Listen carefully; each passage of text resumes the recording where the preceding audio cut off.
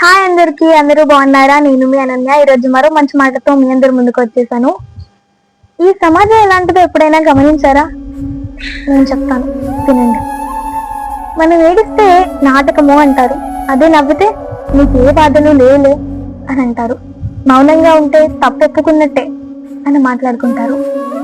మాట్లాడితే చెడ్డవాడు అంటారు, మాట్లాడకపోతే అహంకారంగా ఉన్నాడు అంటారు.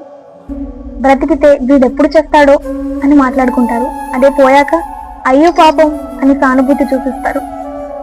చూడండి, ఇది నేటి సమాజం, నేటి కాలం, నేటి మనుషులు. ఈ సమాజానికి నచ్చినట్టు బ్రతకాలి అంటే అది ఈ జన్మలో సాధ్యం కానే కాదు. నీకు నచ్చినట్టు నీ జీవితాన్ని నువ్వు బ్రతుకు, తప్పకుండా సంతోషంగా గడుపుతా. అర్థమైందా? నాతో పాటు కలిసి ప్రేమగా చెప్పండి, రాధాకృష్ణ.